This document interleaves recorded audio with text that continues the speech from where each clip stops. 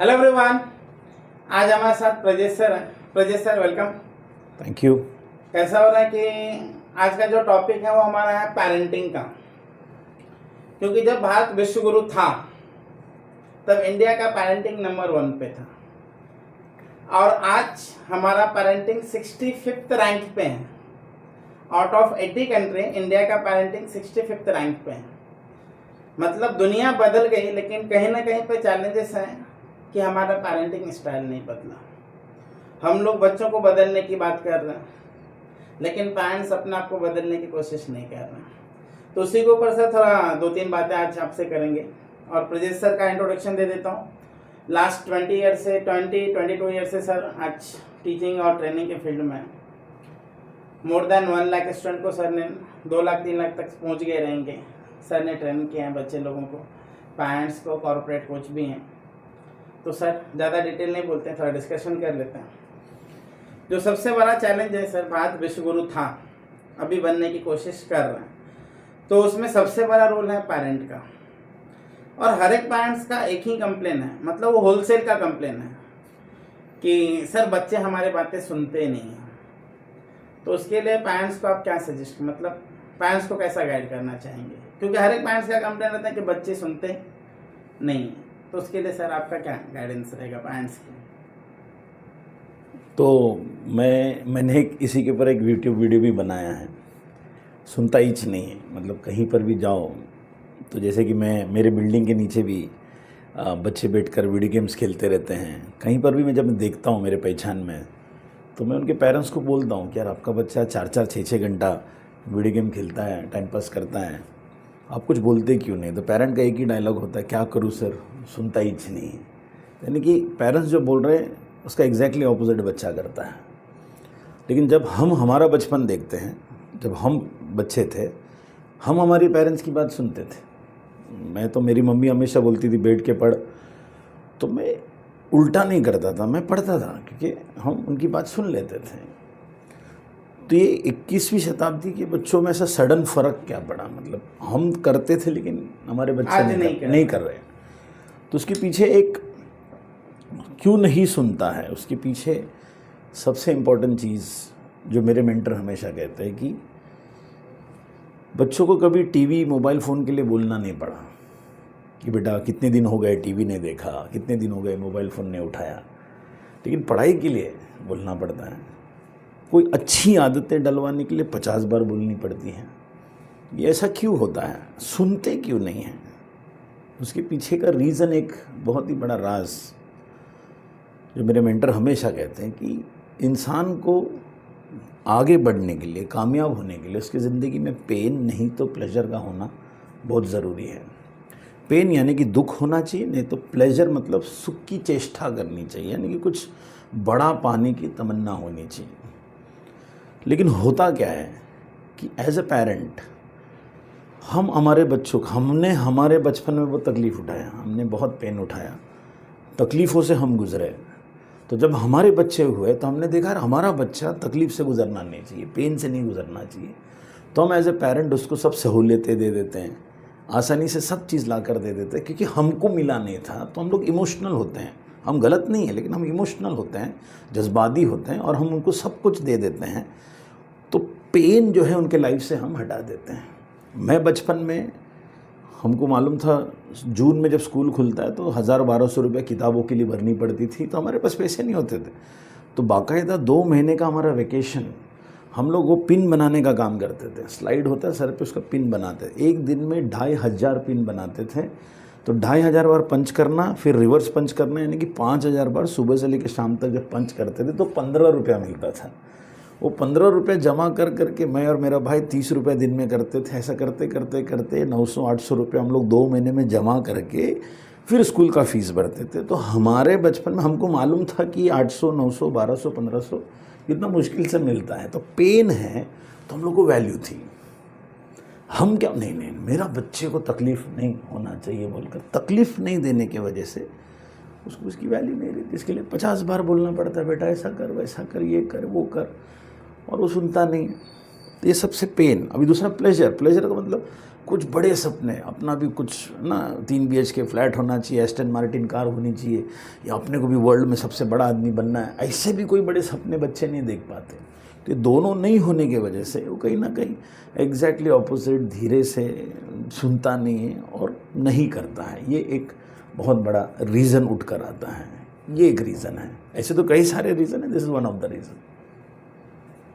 अच्छा, और second sir, जैसा भी आपने बात किया और आपने बोला कि मोबाइल, तो आज के डेट में सबसे बड़ा चैलेंज हो गया है कि मोबाइल ख़राब हुआ तो बच्चे ने किया, बच्चा ख़राब हुआ तो मोबाइल नहीं किया।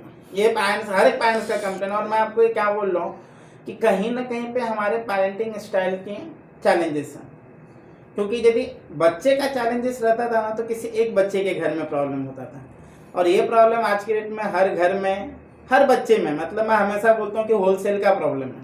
जैसे हम लोग सामान लेने के लिए जाते हैं तो होलसेल में मिलता है, वैसे ये प्रॉब्लम भी होलसेल में मिलता है। तो ये पहला। और दूसरा चीज़ कैसा था कि सर पहले हम लोग रोटी कपड़ा मकान बोलते हैं, ये बेसिक नेसेसिटी, आज उसमें मोबाइल उसमें ऐड करना पड़ेगा, कंपलसरी, मतलब जिंदा रहने तो मोबाइल कंपलसरी चाहिए।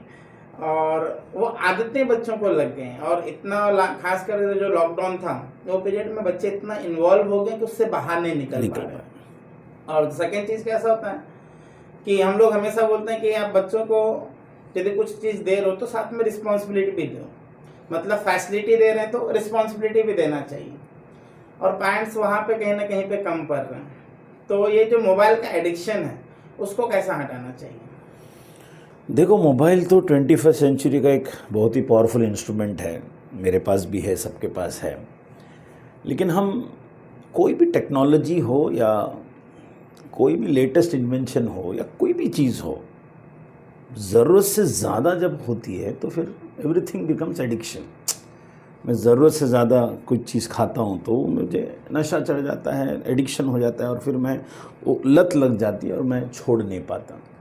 वो फिर अल्कोहल हो, सिगरेट हो, गुटखा हो, या खाने का भी रहता है ना, ये एक पर्टिकुलर खाना दिखता है तो अपन बहुत खा लेते हैं, तो फिर वो एक्सेसिव हो जाता है। तो अपने लाइफ में, अपनी ज़िंदगी में हर चीज़ में दायरा अगर हो, लिमिट हो, तो फिर वो हर चीज़ अच्छी होती है।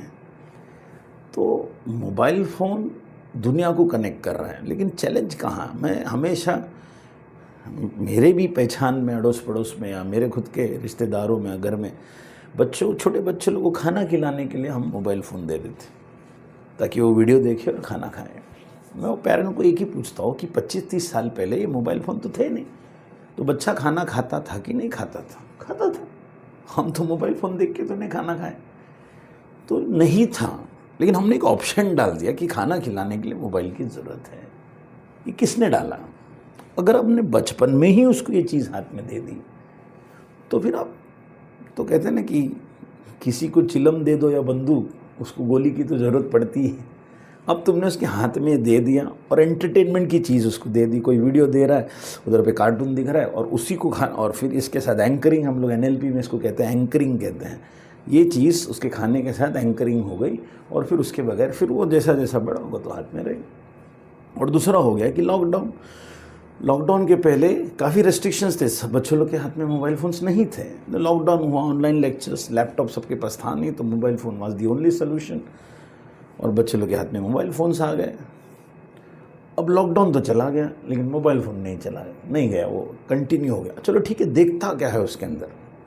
If he is watching some good motivational videos और कोई साइंस का लेक्चर, कोई अच्छा फिजिक्स का लेक्चर अगर सुन रहा है, देख रहा है, तो दैट्स अ डिफरेंट स्टोरी।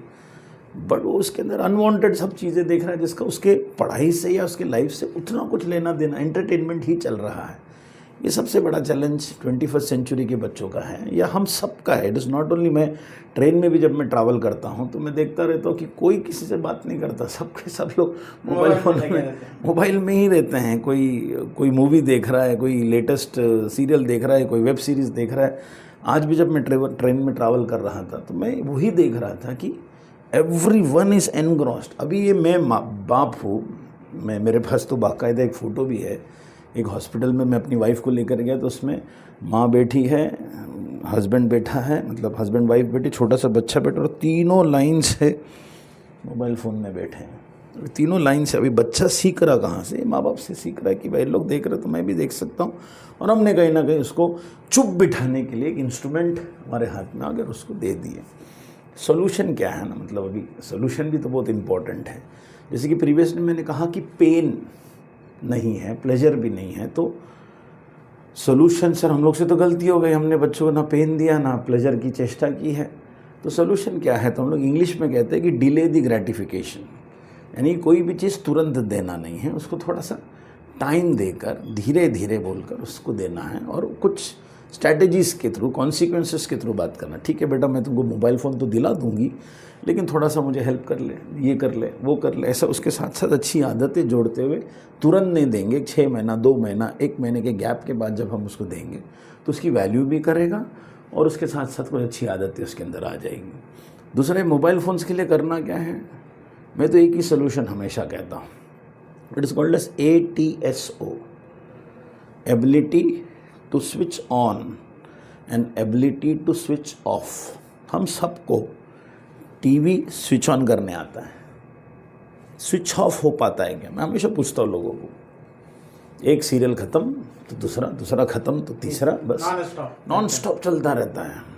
कोई मूवी आप देख लेना, केबल में या कहीं पर भी, जी में, कहीं पे भी कोई मूवी लगती है, वो मूवी ख़त्म होते टाइम ही उधर राइट साइड में अगली मूवी आता है। ठीक है, ऐसा आता है 30 सेकेंड्स, 3 मिनट, 3 मिनट नेक्स्ट करके, है ना, तो वो उधर आ जाता है। और एक मूवी ख़त्म होते साथ ही दी एंड, यानी कि विलन को मारा या जो कुछ भी है, दी एंड होता है, और इतने में अगली मूवी खट करके, यानी कि आपको उसमें से हटने नहीं देंगे। तो हमको स्विच ऑन करने आता है, स्विच ऑफ नहीं करने आता है। सो ये फॉर्मूला हम सबको घर पे करना पड़ेगा। जैसे मेरे बच्चे को शाम को 5 से पौने 6 45 मिनट्स का टीवी देखता है, 45 मिनट हो गया switch off. Mobile phone 15 minute के लिए मिलता है, because he is in now 4th standard, 10 साल का है, 4th स्टैंडर्ड में है, तो 15-20 मिनट का एक्सपोजर मोबाइल फ़ोन में, तो वो साथ भी है और नहीं भी है। अब क्या इतना साथ है तो फिर उसका पागलपन है, तो नीचे जाता है, खेलता है, क्रिकेट खेलता है, फुटबॉल खेलता है, सब चीज़ खेलता है, और मोबाइल फ़ोन में 15-20 मिनट 25 मिनट, किसी दिन मिला तो 1-आधा घंटा देखेगा। लेकिन हम लोग ने रेस्ट्रिक्शंस, लक्ष्मण रेखा, तो दायरे अगर होंगे हर चीज़ में तो फिर बहुत अच्छा इंस्ट्रूमेंट हमको मिलेगा। अभी जैसे कि मैं हूँ, तो मैं भी अपने आप को देखता हूँ कि मैं ज़्यादा इंडल्ज हो रहा हूँ क्या इसके साथ, तो मैं देखता हूँ कि नहीं। अभी मैं ट्रैवल कर रहा था, तो आज मैंने डिसाइड किया कि नहीं, क्या करना है, देखा ना एक बार फेसबुक व्हाट्सएप, तो 15-20 मिनट देखा बस, फिर 3-4 घंटे के बाद फिर वापस देख लो, फिर 3-4 घंटे के बाद फिर वापस देख लो। दिन में ऐसे छोटे छोटे दायरे, नहीं तो क्या होता है, हर 2 सेकंड में गर्दन नीचे ठाक, और देख क्या रहे, कर क्या रहे, कुछ नहीं है। आप इंस्टाग्राम में जाओगे, वहाँ से यूट्यूब में चले जाओगे, वहाँ से फेसबुक में चले जाओगे, वहाँ से व्हाट्सएप में चले जाओगे, बाहर निकलने का चांस ही नहीं है तुमको। मेरे मेंटर हमेशा कहते हैं कि हमको इस मोबाइल फ़ोन के ज़रिए पालतू बनाया जाता है, पालतू डोमेस्टिकेट किया जाता है। मतलब हम घर में कुत्ता पालते हैं, तो हम काहे के लिए पालते हैं, वो हमसे प्यार करता है, वो अलग बात, हम जैसा बोलेगा वो कुत्ता सुनता है ना। टॉमी कम हियर, तो बेचारा 2 मिला के आता है, टॉमी गो देयर, वो 2 मिला के उधर जाता है, टॉमी गेट द बॉल, तो बेचारा बॉल लेकर आता है। तो टॉमी क्या बना हमारा, पालतू कुत्ता। तो हमने जैसा बोला टॉमी ने सुना। तो मोबाइल फ़ोन के ज़रिए हम सबको टॉमी बनाया जाता है। Tommy Nach Baliye, Tommy Dance India Dance, Tommy southern India, Tommy Khatron Ke Khiladi, Tommy OTT, Tommy Facebook, Tommy. तो टॉमी बेचारा उसके सामने से हट नहीं पाता है। ये सबसे बड़ा चैलेंज आजकल के बच्चों का और हम सबका है। और यकीन बता दूँ, साइंटिफिकली रिसर्च्ड है, जो भी लोग, बच्चे स्पेशली, मोबाइल फ़ोन और टीवी में ज़्यादा टाइम इंडल्ज करते हैं, 3 चीज़ कम हो जाएगी। डेमिनिस्ड वोकैबलरी, अच्छा इंग्लिश, हिंदी, मराठी, जो भी सब्जेक्ट्स पढ़ रहे हो, वोकैबलरी उसके अंदर नहीं रहेगा। दूसरा, क्लासरूम एंगेजमेंट, लंबे समय तक लेक्चर सुनना और लंबे समय तक बैठकर पढ़ने की क्षमता कम हो जाएगी। तीसरा, मैथमेटिकल स्किल्स कम हो जाएगी बच्चों के, टीवी मोबाइल फ़ोन लगातार कई घंटों तक देखने की वजह से। ये किसी को मालूम नहीं है। सिगरेट के पैकेट पे लिख कर आएगा, cigarette smoking is injurious to health, ये चालू करते टाइम भी लिख कर आना चाहिए कि क्या क्या नुकसान होता है। नहीं होता है, क्योंकि आप टॉमी हो, आपको डोमेस्टिकेट किया जाता दो है। चीज़ें सर ने बताई। पहला तो सक्सेस मतलब बच्चे सुनते नहीं है, उसका एक ही रीज़न है कि उसके लाइफ में या तो पेन नहीं है तो प्लेजर नहीं है। तो एज अ पेरेंट्स आपको कहीं ना कहीं पे रिस्पॉन्सिबिलिटी लेना पड़ेगा और उस चीज़ों को हैंडल करना पड़ेगा। और सेकंड चीज़ जो सर आपने सेकंड पॉइंट जो आपने बताया मोबाइल का, वो बच्चे हमसे सीख रहे हैं। बराबर। तो एज अ पेरेंट्स ये हमारा रिस्पॉन्सिबिलिटी रहेंगी कि यदि हम अपने दायरे में रहेंगे, मतलब हम लोग सिस्टम के साथ, मोबाइल के साथ, इंटरनेट के साथ कनेक्ट और डिस्कनेक्ट होंगे, तो हमारे बच्चे भी कनेक्ट और डिस्कनेक्ट होंगे। 100%। तो सर के पास आज टाइम कम है, सर नेक्स्ट टाइम मिलेंगे, पेरेंटिंग का और टिप्स लेंगे, क्योंकि वापस इंडिया को नंबर 1 पे लेके जाना है। तो पेरेंटिंग में इंडिया का नंबर 1 होना चाहिए। तो नेक्स्ट वीडियो में कुछ और टॉपिक डिस्कस करेंगे। तब तक के लिए bye bye. Thank you sir. Thank you so much. Thank you.